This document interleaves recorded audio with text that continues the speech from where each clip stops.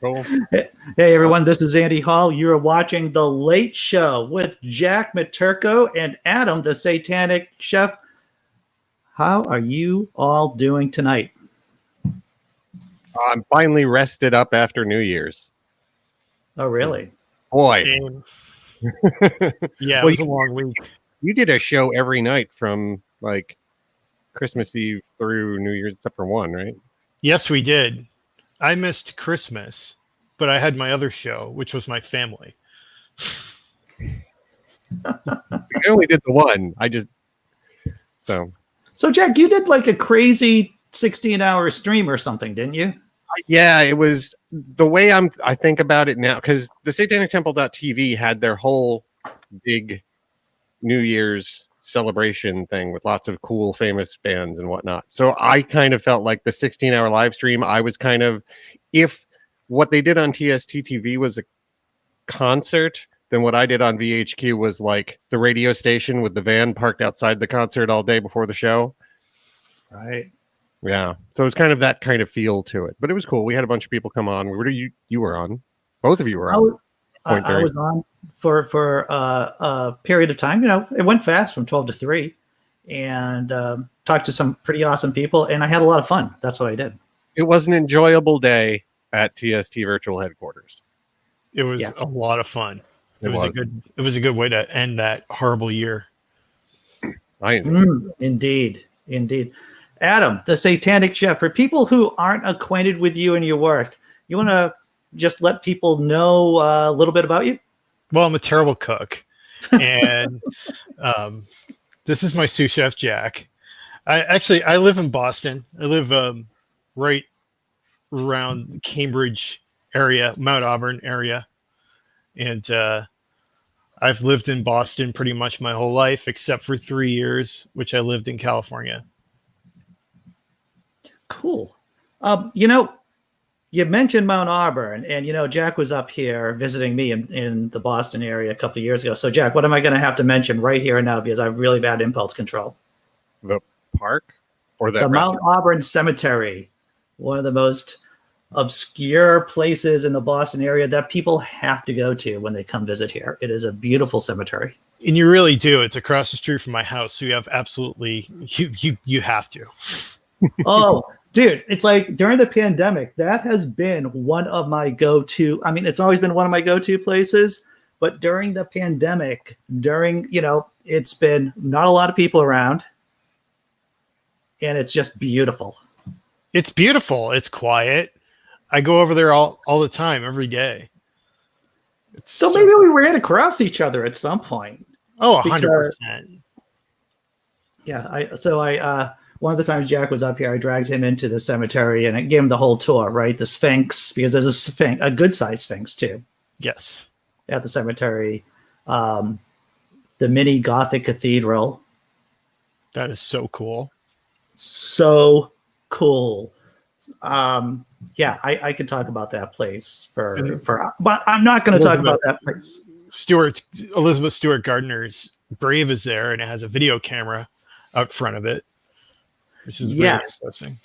It's really a humble monument. I mean, mausoleum, grave for Ms. Gardner.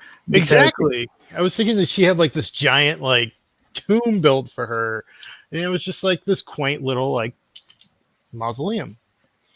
And I think it's right by one of the ponds. I think it's by Auburn Pond, Mount Auburn Pond, basically.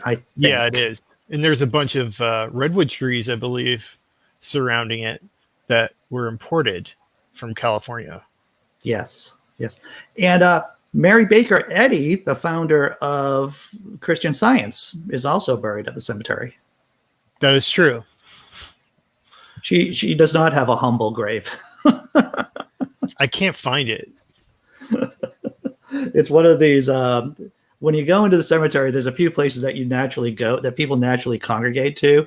One of them is the mini cathedral and the Sphinx, and the other one is the big kind of Roman columned rotunda by one of the ponds. Yeah.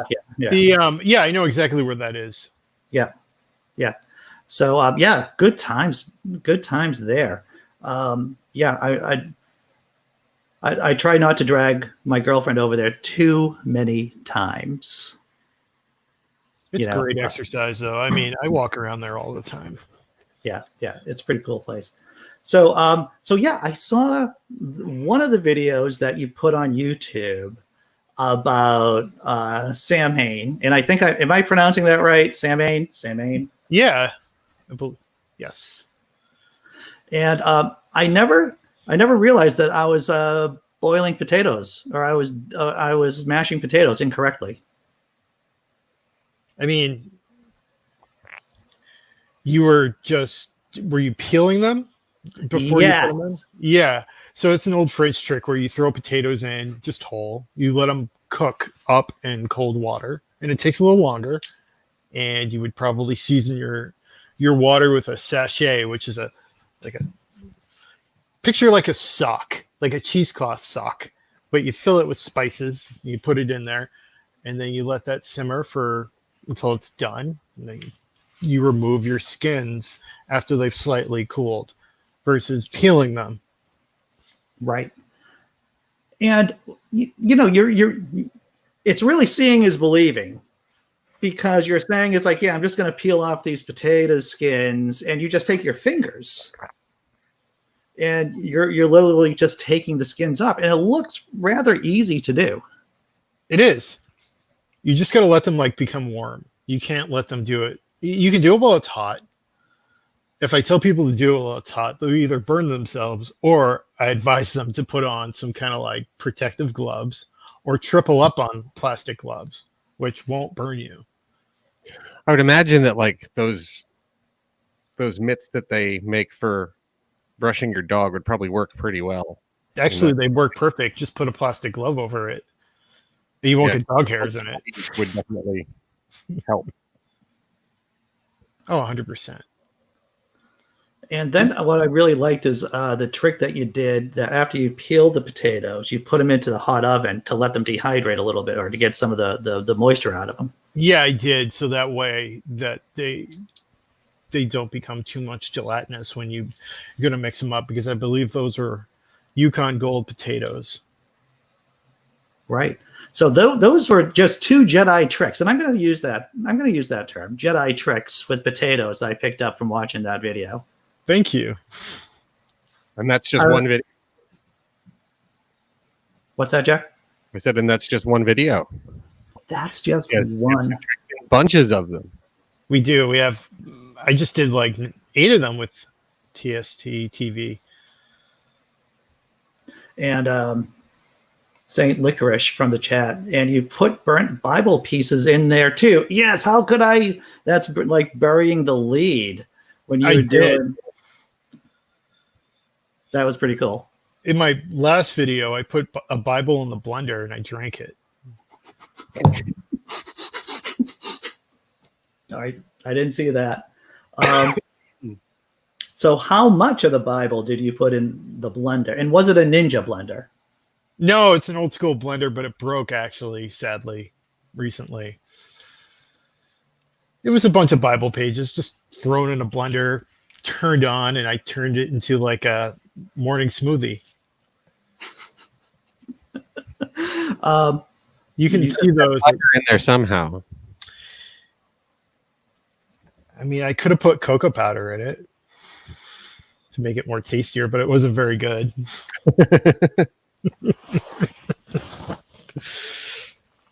I've been creative about destroying Bibles. I put a bunch of Bibles in the microwave on the last TST VHQ run that we did around Halloween. And then I got banned from Instagram for doing that. Oh, yeah. Yeah, I could see how some people may frown. So you got banned. They just didn't take down your post. They just banned your account altogether. The day Amy Comey Barrett was, nominated and became the Supreme Court justice, yep. I lit a Bible on fire and I said, but it didn't say Bible on it when I was holding it. It just looked. Yeah, and I made a post about it on Instagram. Somebody reported it. At the time, I had 7,000 followers, and then I didn't know somebody reported it. People were reposting videos of me putting Bibles in microwaves and tagging me in them, and smashing Bibles on my oven stovetop. And the next thing you know, my account was gone. And Instagram says it was a mistake. I've gotten all these emails from them repeatedly saying, look, we're really sorry that your account was disabled by mistake.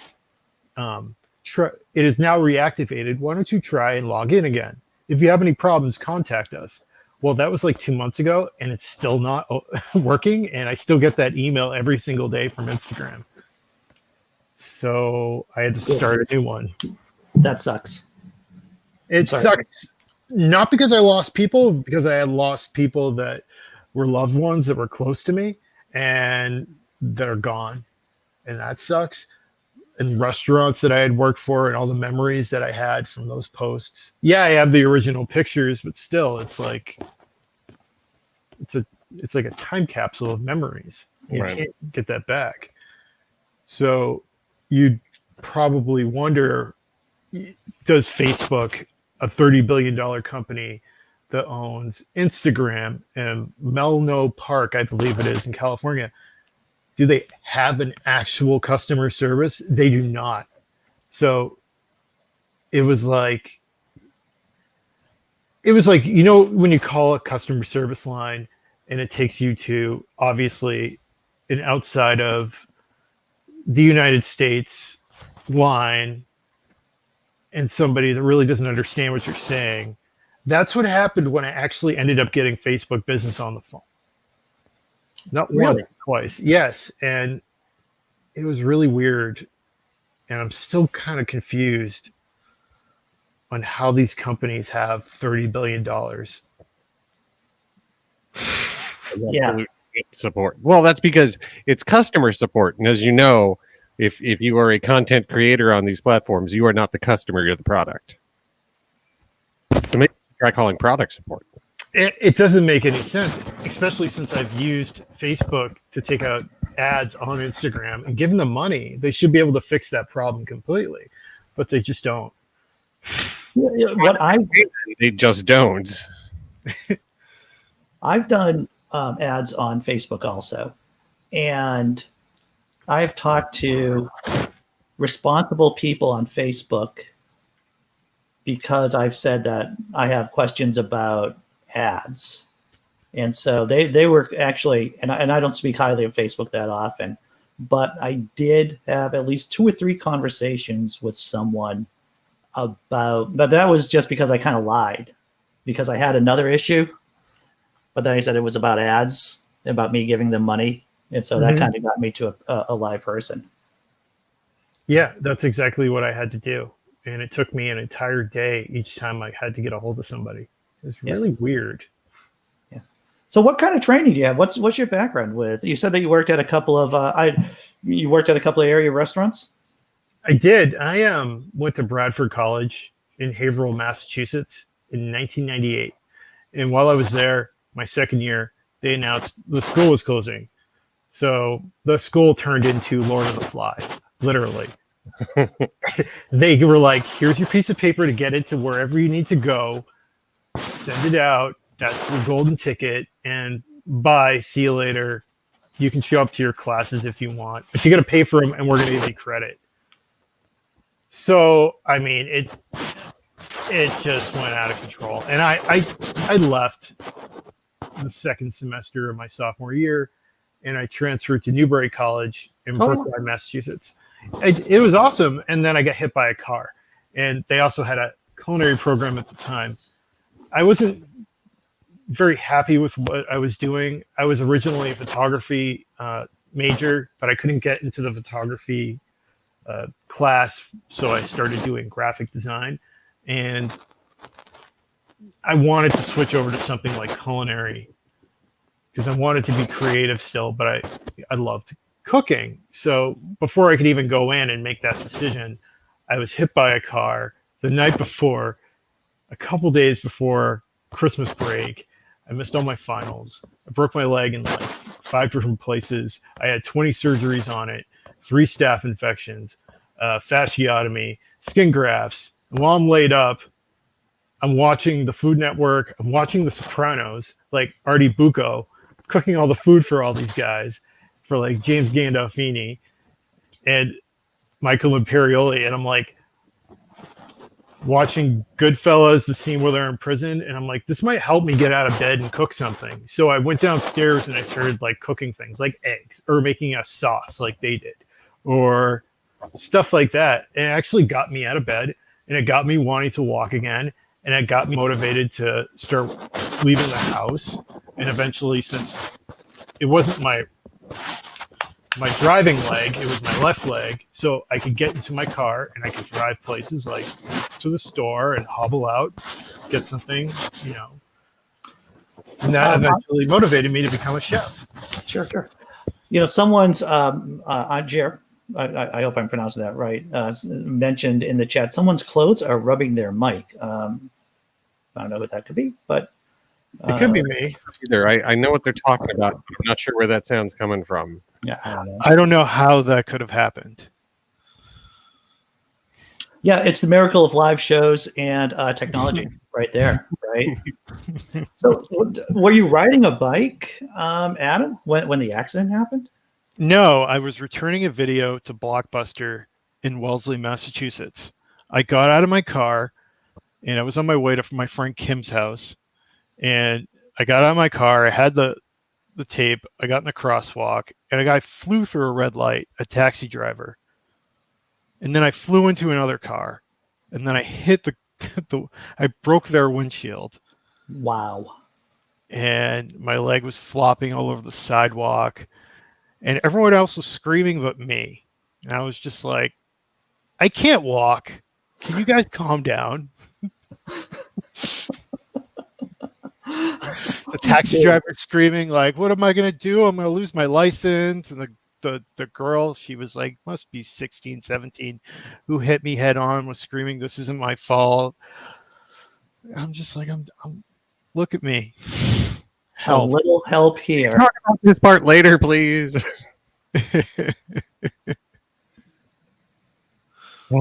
So what was it like? I know you were working in kitchens before the pandemic hit, right? Yeah. And at what point in the pandemic did you say, well, I'm just going to start making content for the internet? Or were you doing that before? Well, so I decided I was going to do this before. I had been working in restaurants around the Boston area my whole life. I worked at Blue Ginger in Wellesley, Celle de la Terre for several years, Tavern Road, and L'Espalier, and all these restaurants. And around 2017, I kind of filmed something for the Satanic Temple. And then recently, I was like, I want to do that again. So I talked to TST TV and I said, I want to be able to produce content. So when the pandemic hit, I did exactly that. I got a friend of mine in my house and we started filming things. And that's really where it kind of picked up again. Have you been able to work at all since the pandemic started? Absolutely not. And I feel really terrible not working. And I have not gone this long without working. Yeah, there's nothing I can do about it. It's real.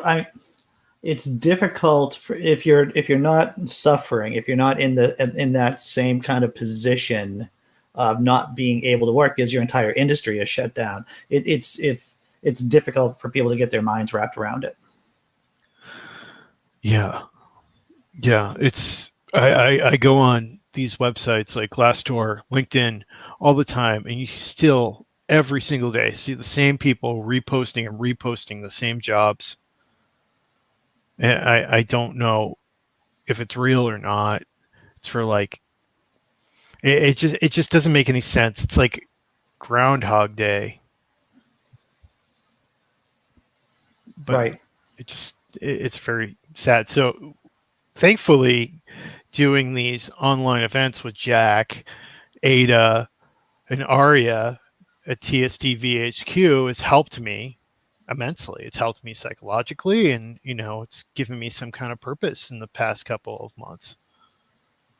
I really That's love fantastic. Yeah, I started doing YouTube more, or really focused on it during the pandemic, since I am out of a job, and so that's helped me deal.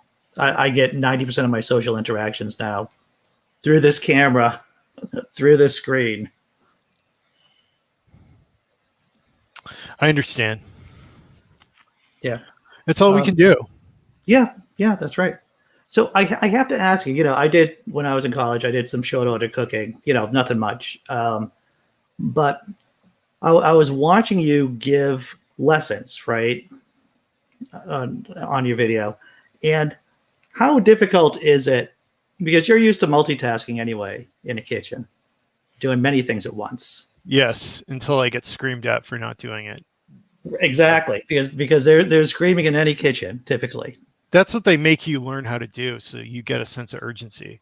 And I think that's probably one of the most important things about being a cook, is not being a one-sided robot. It's being multitasked. And if you can't do that, then you can't work in a kitchen or pretty much function as anything creative. It pushes you to be creative. It pushes you to make art. It does. I mean, I remember when it clicked in for me when I was just working the line one day, and this is when I was first starting, and the multitasking just kind of like clicked in, so I could only handle a very limited amount of checks at one time. But then it was like a door opening, and then I was able to like sync everything up together. Exactly. It's like once you can figure out the steps to do it, it becomes an easy ride in the park, no matter how many orders you get. Right. I think stress plays a big part in kitchens. When you go to a place and the food is gross, and you probably are going to see it on Kitchen Nightmares in a couple of years, nobody gives a shit. Can I say that on here? Yeah, you can say that. Yeah, you can say that. That's fine. Okay. So it's like, unless you have, I mean, if you do care about what you're doing, obviously you're going to, you make that known in your brain that this is very important, that I have to do this. And that's a sense of work urgency that I think a lot of people, unfortunately, that I see when coming into kitchens, they don't have. And they think a degree is going to buy me that work ethic, and you have to kind of learn it on your own. And I can relate to what you're saying before, is that, wow, I've got all these orders in. How do I be able to multitask and get all these done in the right way? Do I just do this all on my own, or do I ask for help? And it's usually the people that ask for help that care the most, and they usually get, they're able to do these things and multitask on their own as well. And I think anybody can take that and kind of relate that to their own jobs, no matter what they do. Yeah. How difficult was it to, while teaching people, looking at the camera, trying to put on a decent show, a good show, while doing the regular multitasking of cooking? I try not to think about those things. It wasn't that difficult for me. I've been doing something similar in person for years. But I think the main obstacle was obviously working out of my kitchen, which is not a professional kitchen, and it's not fireproof. And having to break it down every night like a theatrical production and then get it back going again is very challenging and awesome at the same time. And I will do it again in a heartbeat. Right. How much time did it take to let's say, put it all together and then break it all down? Probably about 2 hours before. Wow. Minus things that take a lot of prep, and then 2 hours afterwards. So about 4 hours. Wow. That's a commitment. That's what that is.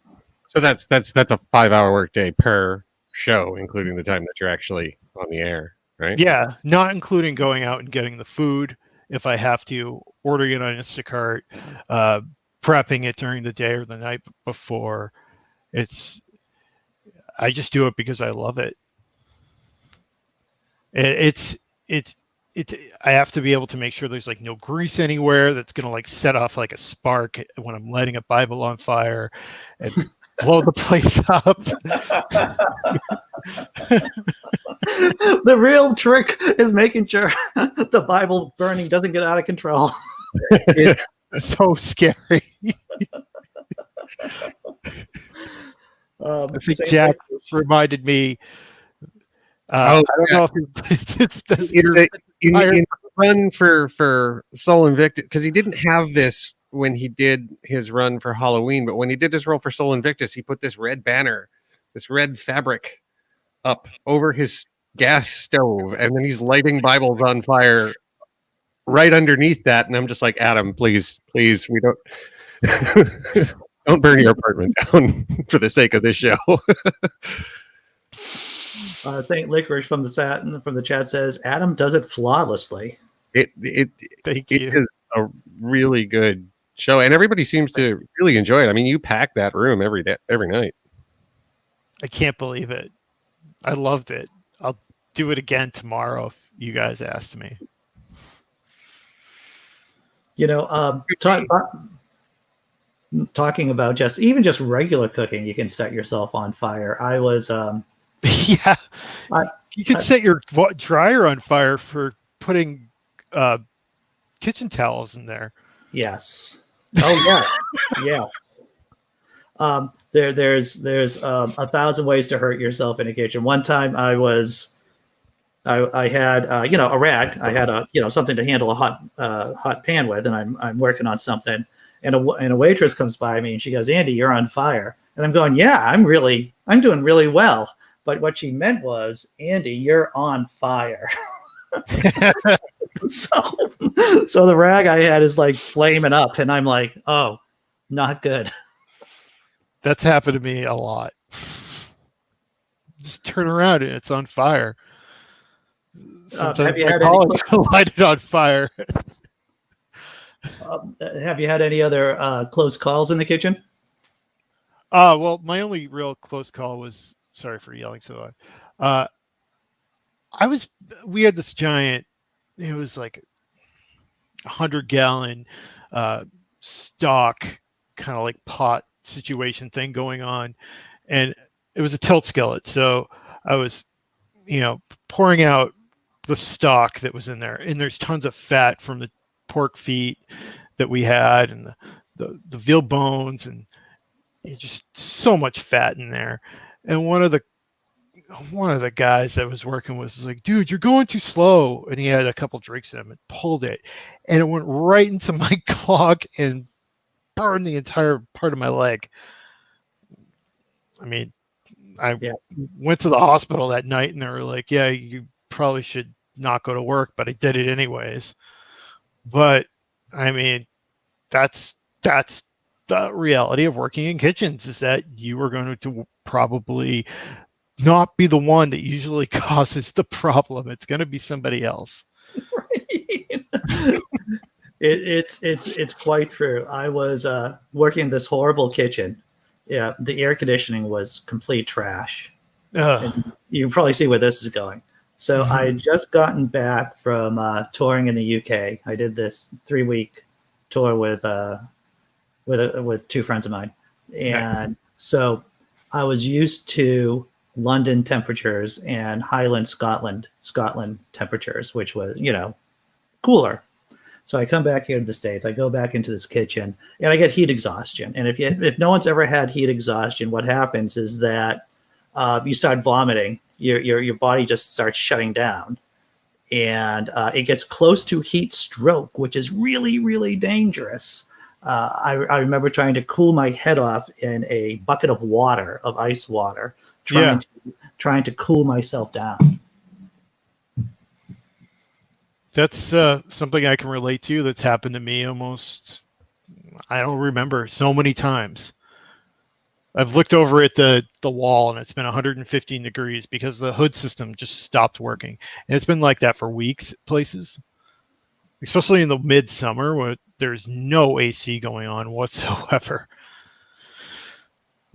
This is back in the day till recently, Right. when Right. kitchens are more designed with like central air. So I can understand it. It can Sure. be scary. Yeah, definitely. Definitely. Tell me about, I heard we were talking about this before the show, before we started coming live. You said that you have 2 books coming out. I do. I have a cookbook. I had to change the name, I believe. It's a Satanic cookbook. I've got the photography done completely. And I guess I just found a book formatter and editor. So Now, that's is everything in the book stuff you've done on the show plus stuff you haven't done yet? yeah, it's stuff I've done on the show, things I put out in the newsletters.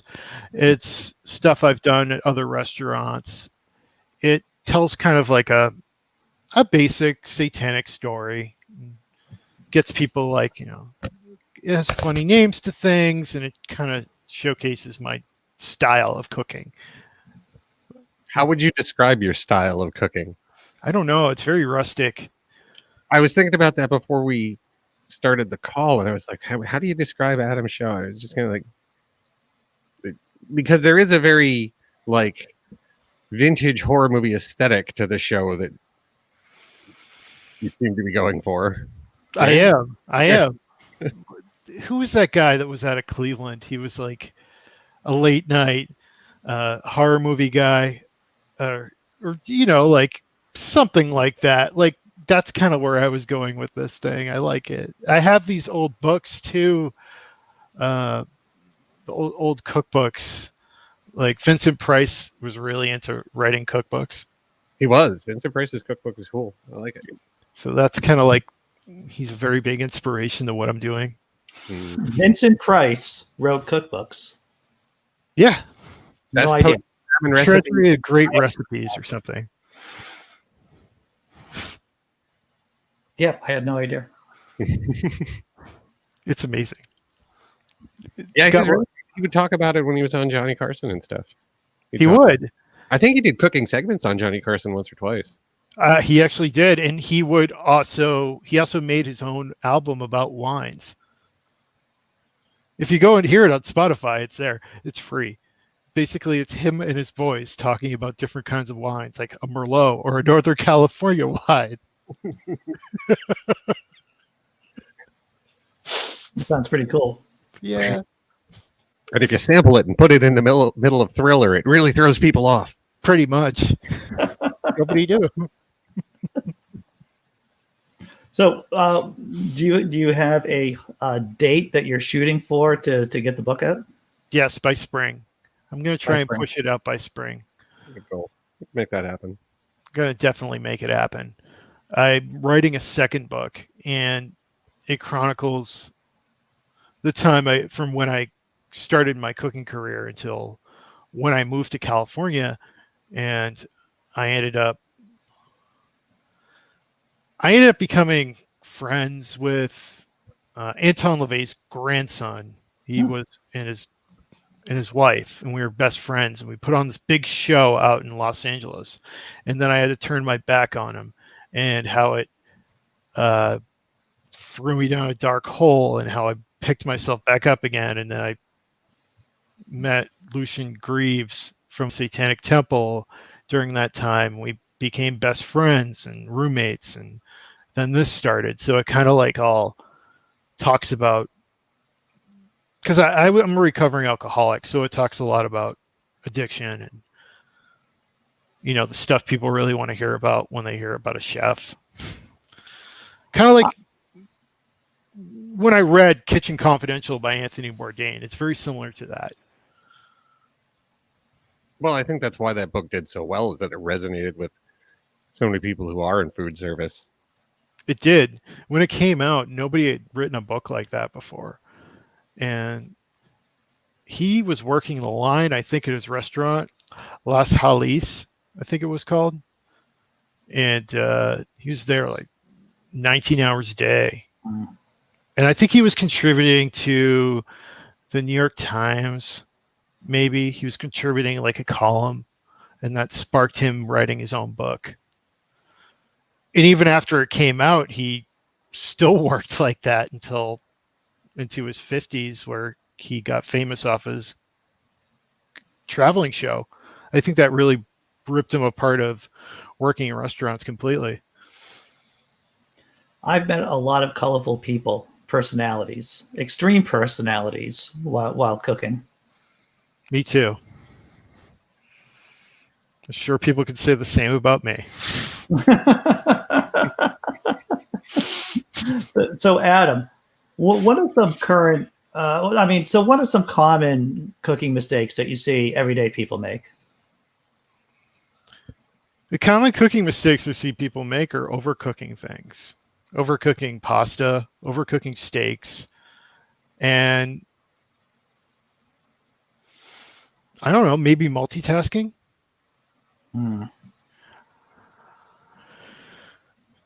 That's just my opinion. People aren't organized as well as they should be.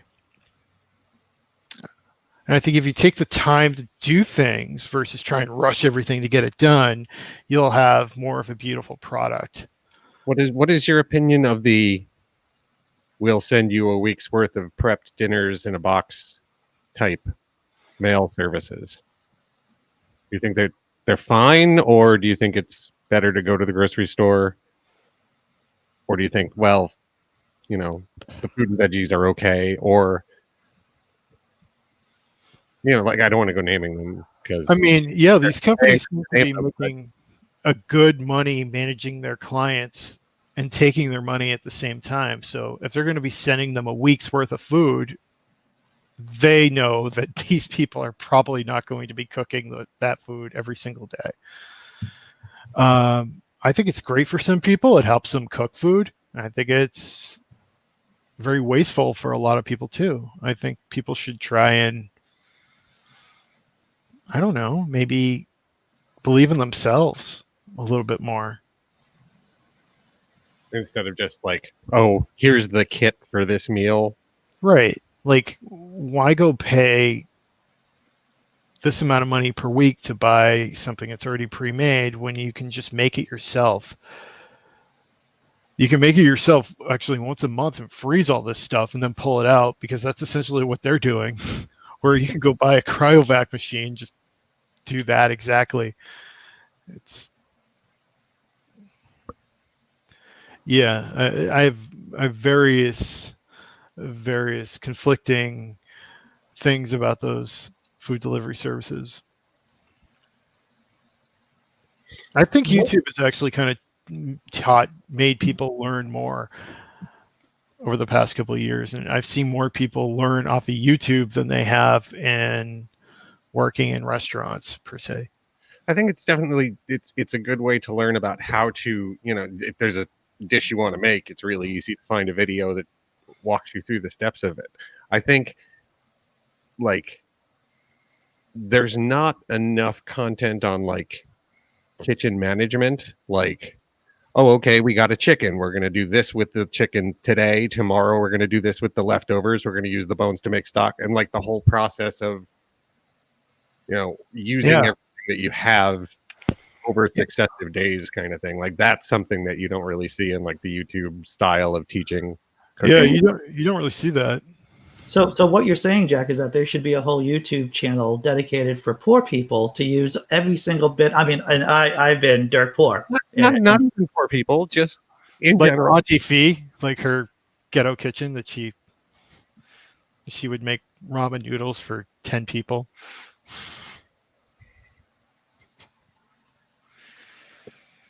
It's just something that shows like, the process of oh, we're going to make this today because this has been in the fridge for 3 days. We went shopping on, Yeah. how to make what you got. Almost like an Iron Chef. What's going to go bad this week? Kind of show would be interesting. Well, that is a very good point there. I think people don't I think people will grill off a bunch of chicken breasts and they'll just put them into a salad and not think about the fact I have actually grilled chicken breasts. I'm going to make pasta and just take that grilled stuff and throw it in there. Oh, wait a minute. I grilled too many of them. Why don't I take them and freeze them? I never thought about that. Could do that individually and just take one out, defrost it, cut it up, put it into a sandwich or a pasta or do something like that versus, I don't know, buying a whole chicken and barbecuing it, and then you have tons of barbecue sauce all over a chicken that you're not going to eat. I don't know if that makes any sense, but no, it totally does, because if you just roast a chicken, you can utilize it in many different ways from what parts you don't eat of it. You can make you make a stew, a soup out of it, and you can make broth out of it.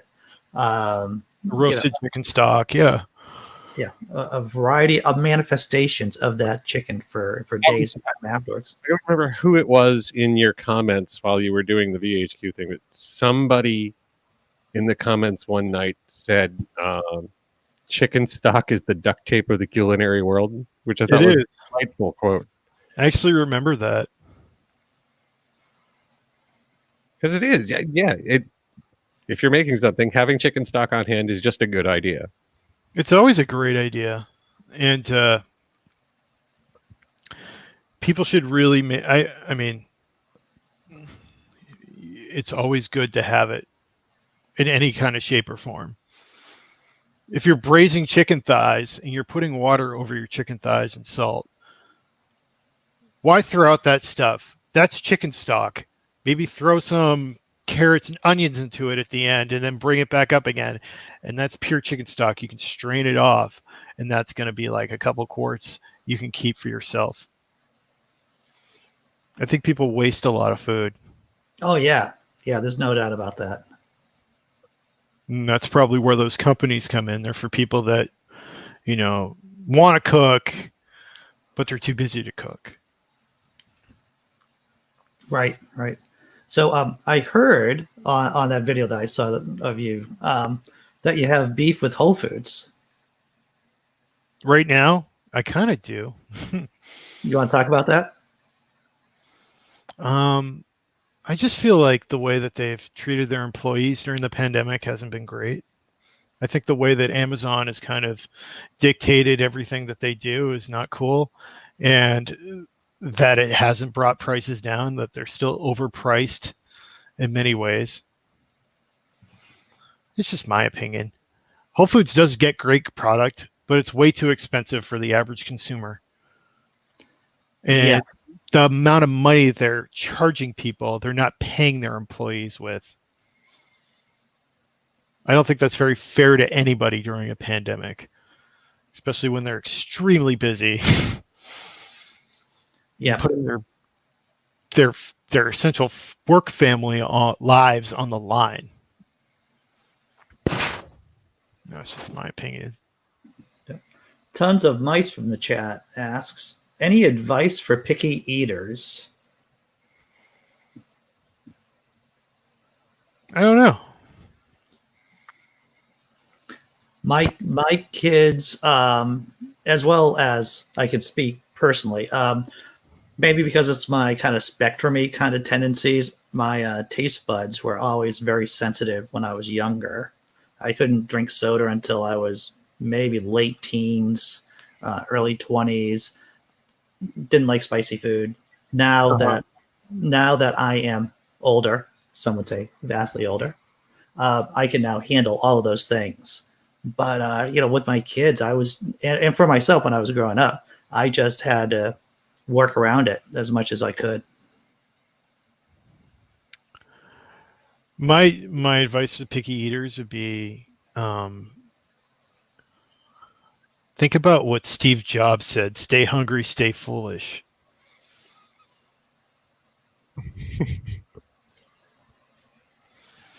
Just think about it. You're not going to eat something, because I don't like that, because I was given cheese sandwiches when I was a kid, and I just don't like cheese. Have you tried cheese? No, I just don't like cheese in general, because this is just somebody generally saying that. But you haven't tried it. No, I just don't like cheese in general. But you like butter. Yeah, but that's different. Okay. Why don't you try something new? It's like, why don't you try something new? If you don't, you're kind of stubborn. So don't be stubborn. No. It almost sounds as if people, whatever personality trait that is about political convictions, maybe even religious convictions, and there's food convictions, right? They all seem to be very difficult for some people to kind of like think about and examine. Yeah. Yeah. Agreed. It's like somebody like that has never tried spicy food trying something like the hot sauce. The best hot sauce, in my opinion. The best sauce and the hot sauce in the world, but they don't want to try hot sauce because they don't like Tabasco sauce. And I think Right. it's more of a generalized stubborn behavior that human beings have. And they need to get over that. It's like me, I don't like a couple of things. I don't like the taste of plastic. And I don't like the taste of styrofoam. How did you find out that you don't like the taste of styrofoam or plastic? When you go to order food and the food tastes like styrofoam because it's been sitting in a hot box. Mm. I mean, that's disgusting. I like to taste my food. I don't like to taste like the plastic wrap that's melted into the food. Things like that. I'm not a picky eater. I'll eat anything put in front of me. But I'm not going to eat something if it tastes spoiled, if it's, rancid. I think that's an interesting take on the question about picky eaters. Is maybe you should do a little self-examination, and maybe your picky eater doesn't like it because it's something you're not good at making. Right. You should watch Indiana Jones and the Temple of Doom. You should watch that scene where they get out of the airplane and they're all sitting around. And what's her name? Was it Steven Spielberg's wife? She's sitting there, and Indiana Jones looks at her and she's like crying, and he's like, "You're going to be offended if you don't eat this." It's like, what you're eating in front of you, somebody else could be dreaming of having that in front of them right now. So just eat it. Interesting. So you were talking about watching cooking shows a while back. What cooking shows are you watching now? Oh, you're never going to believe this. I own a Samsung TV, and they have a Hell's Kitchen channel. So I just watch Hell's Kitchen all the time. Sorry, not Hell's Kitchen. Kitchen Nightmares. I'm sorry. Kitchen Nightmares. It's like every like loop of every single episode of Kitchen Nightmares. It's incredible. That's the one where they go in and it's just the restaurant is just very poorly run.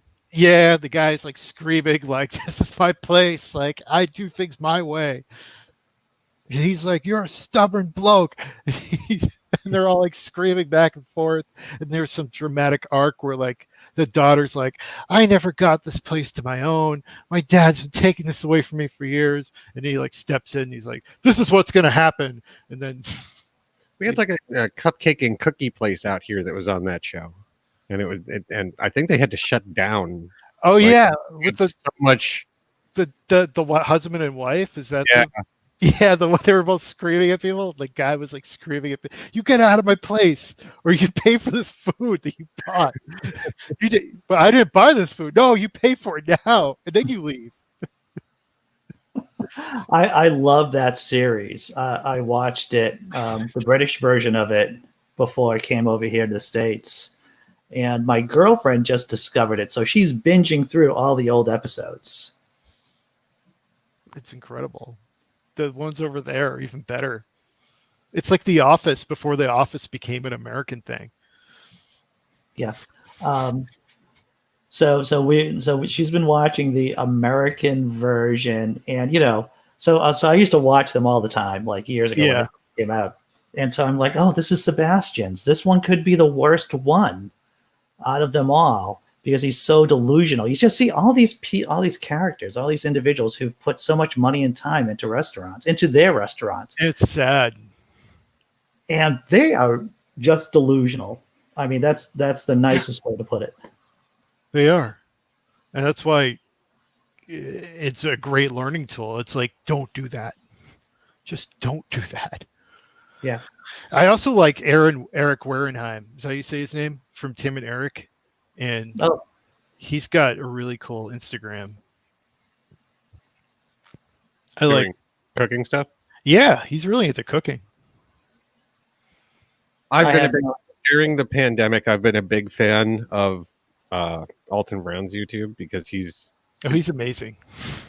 But now it's just him and his wife getting drunk and making dinner. Like that's their stream, and I'm like, brilliant. Didn't he say something that tacos are sandwiches? And that was a brilliant thing to say. It's something like that over the summer. Reasonable observation. Yeah.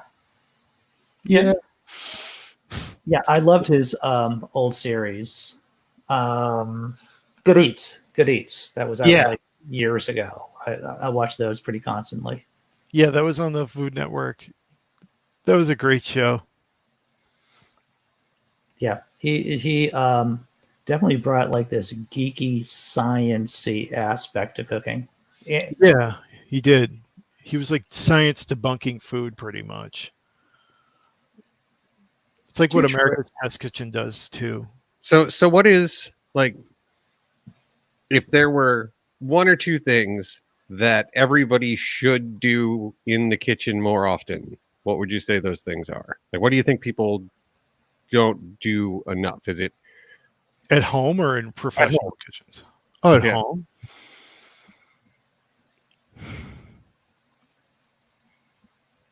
I mean, I don't want to sound like Bane here, but I mean, they fear themselves. They're too afraid. They shouldn't be afraid. Shouldn't be afraid of anything. It's a knife. It cuts things. If it's sharp, it's going to work properly. Take the extra effort to sharpen your knives. Have a clean cutting board in front of you. Organize your things in front of you. Prep ahead of time. Don't worry about cooking everything like 5 days in advance, because you won't need to do that if you have like tons of chopped garlic in the fridge. If you've cut up a bunch of onions, don't worry, you're still going to use them. If you need caramelized onions, you have some raw onions to use for the week. You know, they call it mise en place, like get your, your ingredients together beforehand and learn to trust yourself a little bit more. And you'll be able to go into like a situation where you're cooking dinner for yourself and you're fully prepared. That's why I try and get people always to make garlic confit, because that's like a staple of my cooking, where I have people bring up garlic in olive oil and they poach it for about 15 minutes until it's tender. And you can use that for anything. That way you don't have to use like pulsed garlic. You can just use the garlic oil because you're getting the same flavor from it and stuff like that. Trust yourself a little bit more and have a little bit more confidence in yourself, and you'll be able to cook whatever you want and not something that you get out of a package like Basic Bitch Taco Night.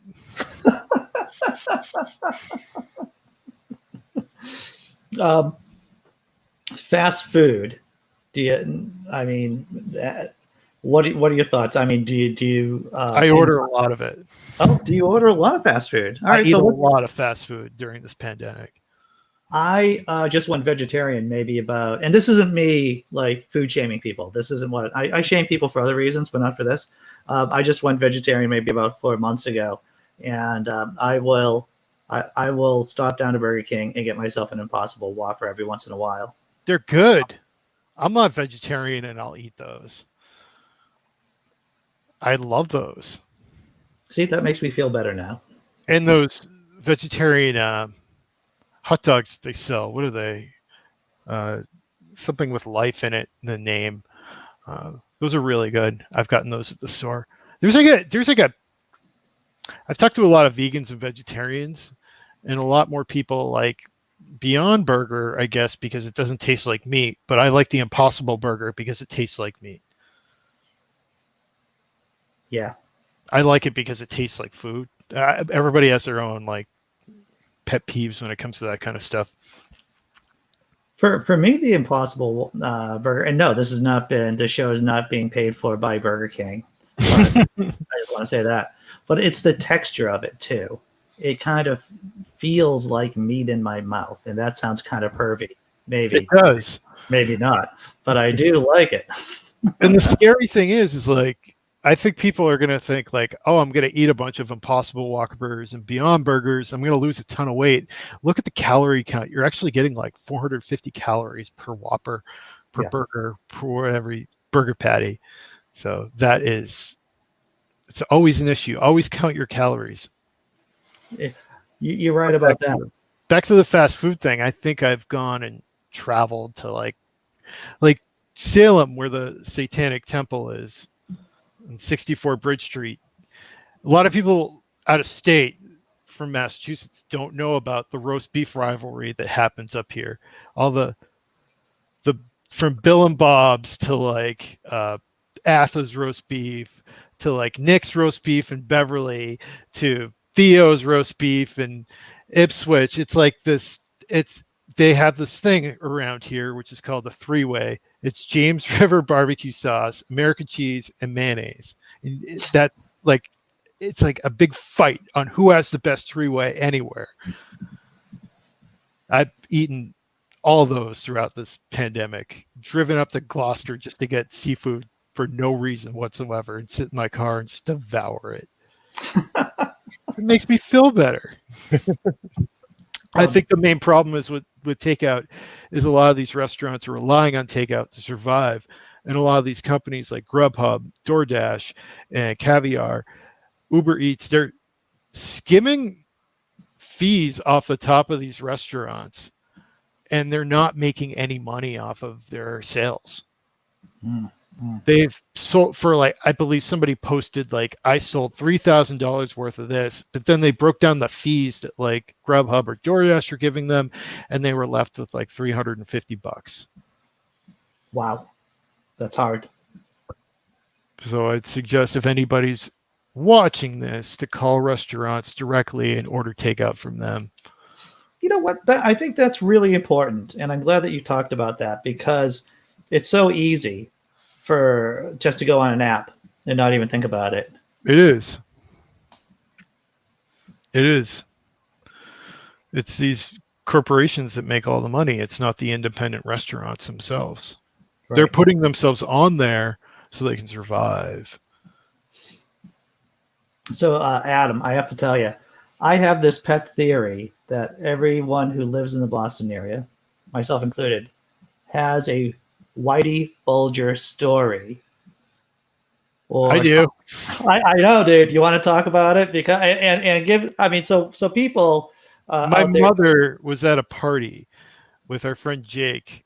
Well, he's older now, and so she was like in her 20s or something, and she had not met my dad yet, and she's with her friend Cindy and a couple other of her friends, and he shows up with Billy, I think, and somebody else, or maybe he wasn't with Billy. I don't know. And he's talking to her, and he's like charming her throughout the night. And I guess none of her friends saw that Whitey Bulger was talking to her, and one of them grabbed her and pulled her in the other room and was like, "You got to go now. You have to leave. That guy kills people and buries them in basements. He is a bad guy. I know because I grew up with him. That's the reason why these guys are here. I'm so sorry. You have to go." Yep. Actually, I live in Winter Hill. Oh, in Somerville. Right. So home of the aforementioned or of the Winter Hill gang. Yeah, that's where he had his office, and then he worked in Southie. Yeah, nobody would fuck with him. Well, there you go. Once again, a piece of evidence to my assertion or my theory that everyone who lives in the area has some kind of Winter Hill Gang story or a Whitey Bulger story. 100%. You probably go into Leon's Pizza and they'll tell you some good stories. Yeah.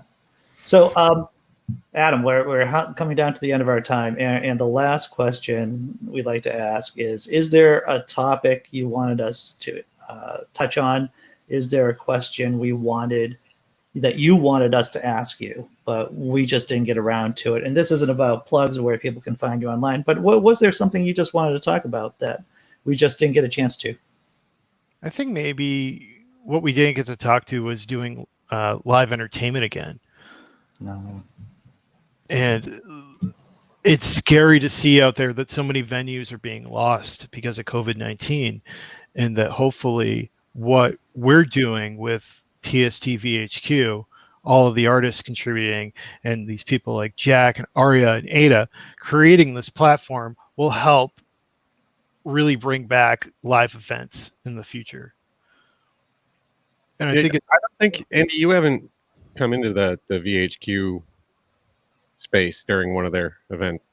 I have not. No. You really should come check it out sometime. It's very neat the way they have it, the way it's set up, in that it feels like you're in, a multi-room venue, except you're just at your computer. It's very cool. It's awesome.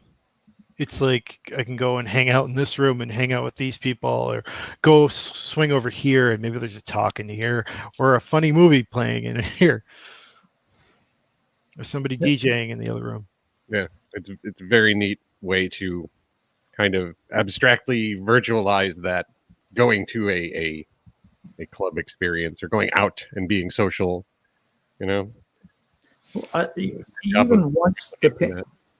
Even once the pandemic is over, I'm sure there's still going to be people who want and really want that kind of experience. Oh, 100%. I think a lot of the people that are contributing to doing their shows online, like yourself, they're active, are going to be able to have an easier time getting back into this again. It's funny because I see a lot of people that were either musicians or artists, but then they've completely dipped off the planet when it came to the pandemic. And somebody like you, who's an artist and works on stage, you're doing this every night. And those people that aren't, obviously, I'm not saying they are or they aren't, but it's like they aren't able to function without that, going on stage without the help of somebody else. And I think a lot of people that are doing this on their own right now are kind of creating their own little niche. I think it's pretty cool. Yeah, I mean, I've seen performers who, part of their coping mechanisms for everyday life is going up on stage. And without that coping mechanism, they have struggled during the pandemic. 100%. Yeah. Yeah, 100%. it's hard. Saint Licorice from the chat says, bring Adam back for Lupercalia. I think that would be pretty cool. What do you think, Jack? I think that's a wonderful idea. I think that I can only talk so much, but I know that the VHQ folk are already starting to talk about what they want to do for Lupercalia in the VHQ space. I think there's a lot of fun ideas going on there. It's going to be amazing. I don't know how much we can give away right now, because you are been talking about some of the stuff, right? I mean, obviously, you're going to do your cooking show. I mean, I believe so. You think? Yeah. Lupercalia is also on my birthday, so it should be Oh, really? If that does happen, it should be a party.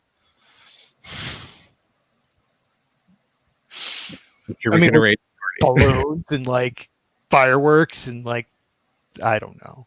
Not all in your kitchen, though. No. Are you sure? Not with that red thing that might catch fire at any moment. It might be just a quiet birthday. I spent New Year's by myself for the first time in years. Just me and my dog. I don't know what you guys did. I think that was a thing for, well, once I finished that live stream, it was just like, I didn't have the energy to do anything else other than go over to TST TV and check out what they were doing.